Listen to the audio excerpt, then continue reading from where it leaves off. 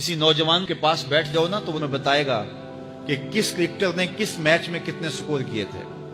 लोगों की यहां तक मालूमात है। और वो 15 साल पुराना मैच है, उसके अंदर किसने कितने आउट किए थे, कितनी विकेटें ली थी, कितने जो है वो उसने स्कोर किए थे, और उसकी पूरी जिंदगी के स्कोर कितने हैं, कैसी कैलकुलेशन है और किस कदर लोगों का पक्का हिसाब है।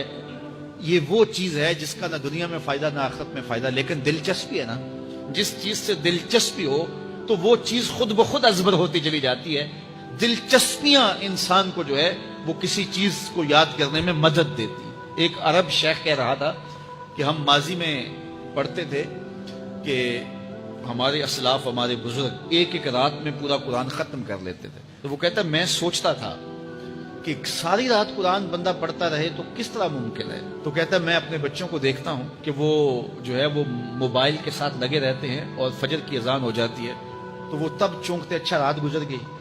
तो मैं कहता हूँ नौजवान की दिलचस्पियां कुछ और हैं, और वो भी उस शगफ की वजह से ऐसा खुबा कि रात गुजर गई और उसको पता ही ना चला। तो जिनको कुरान का नशा हो गया था उनकी सारी रातें कुरान में गुजर जाती थी, उनको पता ही नहीं होता था कि रात भी गुजर गई है, और अजान होती तो फिर पता चलता कि अच्छा रात गुजर गई है। तो ये शौक अगर पैदा हो, शौक तो देखिए ये गेमों का पैदा हो जाए, खेलों का पैदा हो जाए, तो वो इंसान को क्या कुछ सिखा देता है। और जिसके सीने में किताबुल्लाह का शौक पैदा हो जाए तो फिर क्यों ना उसके सीने के अंदर जो है वो तलब किताबुल्लाह की तिलावत की पैदा होगी।